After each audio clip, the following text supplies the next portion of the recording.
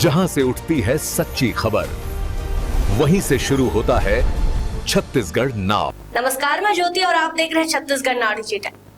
छत्तीसगढ़ में शासन प्रशासन को अधिक पारदर्शी, तकनीक सक्षम और जवाबदेह बनाने की दिशा में बड़ा कदम उठाया गया है। राज्य सरकार ने सभी कार्यालयों में आधार आधारित बायोमेट्रिक उपस्थिति प्रणाली को अनिवार्य रूप से लागू करने की तैयारियों को तेज कर दिया है। इसी सिलसिले में सामान्य प्रशासन विभाग ने 21 नवंबर को नया आदेश जारी करते हुए सभी संभागायुक्तों और कलेक्टरों को प्रक्रिया को तेजी से पूरा करने के निर्देश दिए हैं। राज्य के सभी कार्यालयों में कार्यरत शासकीय सेवकों की उपस्थिति अब आधार आधारित बायोमेट्रिक सिस्टम के जरिए दर्ज की जाएगी।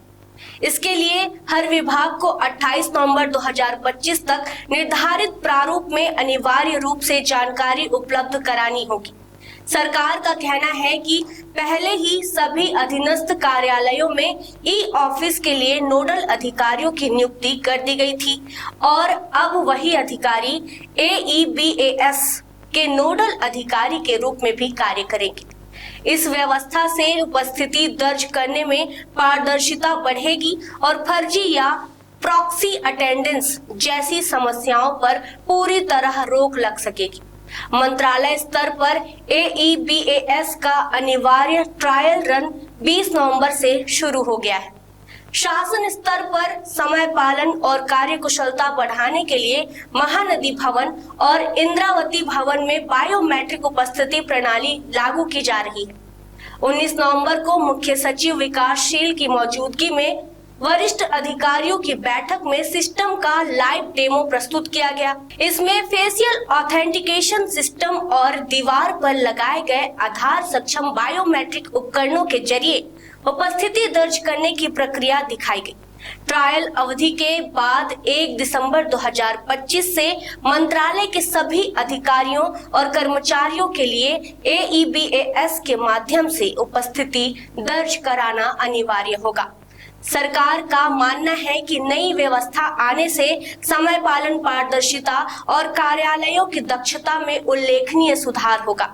AEBAS लागू होने से कामकाज में सटीकता के साथ साथ कर्मचारियों की वास्तविक उपस्थिति का आंकलन आसान होगा।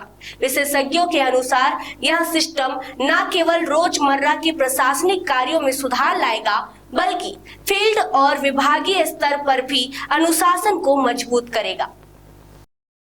अटेंडेंस की बात जो अभी मेरे सामने आई है, हम लोग वैसे ही पूरे प्रदेश के संगठन जो है, शिक्षक संगठन वाली बात जहां तक मैं आपको बताना चाहूँगा, VSCAP के तहत शासन के एक आदेश आया है पायलट प्रोजेक्ट के तहत रायगढ़ में, जिसमें उसमें अटेंडेंस लेना है शिक्षकों की।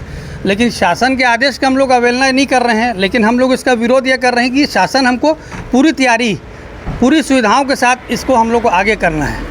हम लोग को शासन पूरा मोबाइल दे, भत्ता दे, उसके आधार पर हम ऐप डाउनलोड करें। अभी बीच में कर्मचारी के मोबाइल से पैसे ऐप डाउनलोड करने के उसके चक्कर में पैसे निकल गए।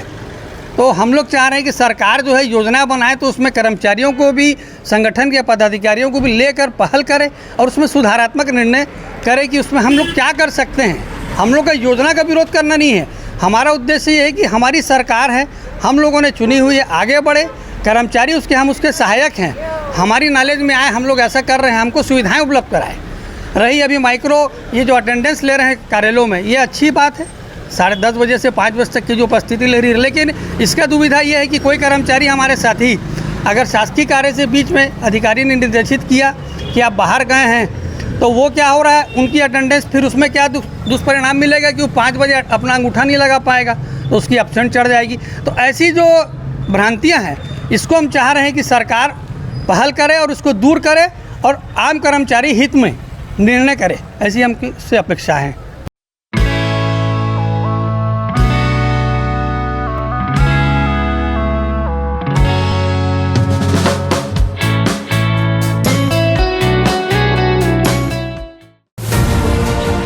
खबरें नहीं रुकेंगी। छत्तीसगढ़ नाउ हर पल आपके साथ।